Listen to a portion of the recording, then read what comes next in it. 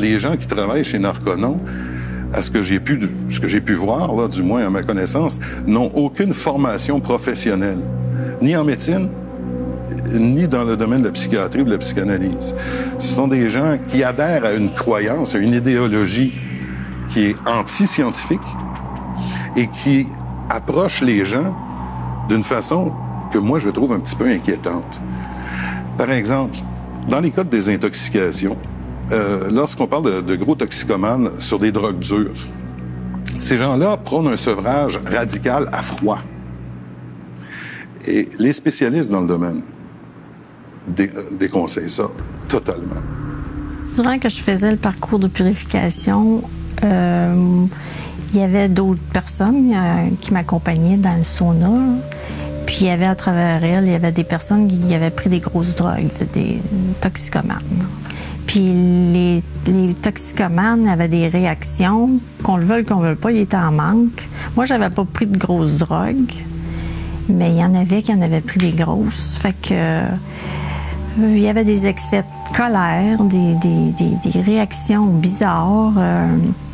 C'était inquiétant. C'était toujours sur le gros nerf, là, parce que tu pouvais pas savoir qu'est-ce qu'il ferait là, comme geste, là.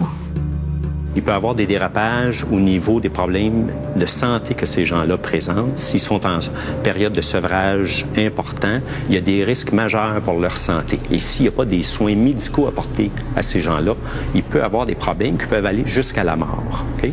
Il y a aussi des problèmes de dérapage au niveau des problèmes en santé mentale. Alors, beaucoup de cette clientèle-là présente différents troubles, des troubles mentaux usuels ou très graves et qui ont besoin de services spécialisés adaptés à ce type de besoins-là.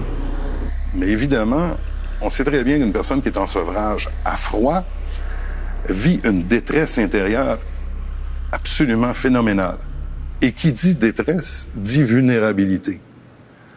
Donc, personnellement, je me demande si Narconon n'est pas simplement une porte ouverte pour recruter des gens, encore une fois, vulnérables, pour qu'ils deviennent membres d'une communauté, à savoir l'Église de Scientologie. Souvent, les gens, ils font la liaison entre « Oh, Narconon, l'Église de Scientologie, c'est la même chose ». C'est pas la même chose. C'est deux choses complètement séparées. Nous, ici, ce qu'on fait, c'est qu'on règle des problèmes au niveau de la toxicomanie. Il n'y a aucun aspect religieux dans notre programme ici. C'est basé sur les écrits d'L. Ron Hubbard, qui, oui, effectivement, est aussi le fondateur de l'Église de Scientologie. Mais il n'était pas juste ça. Ici, on n'envoie pas des gens à l'Église de Scientologie. On ne recrute pas des gens pour l'Église de Scientologie. On ne parle pas de l'Église de Scientologie. Et puis, c'est deux choses complètement différentes. Narconon puis l'Église de Scientologie, ça vient de la même place. Ça vient du même fondateur. Dire que Narconon, c'est une chose, puis l'Église de Scientologie, c'en est une autre, ce serait mentir. Avec le recul, l'effet négatif a été plus grand que je le pensais.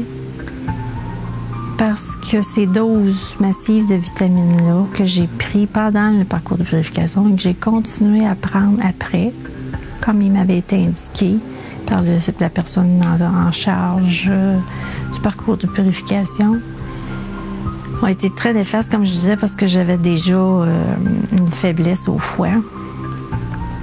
Puis elle a de l'antithyroïde aussi, fait qu'il y avait continuellement des débalancements.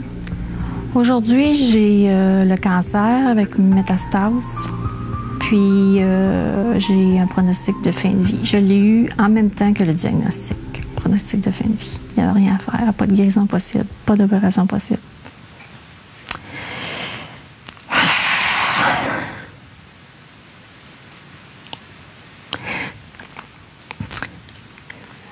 Si ce que je raconte de ce qui s'est passé peut en éclairer d'autres, ben, ça sera ça.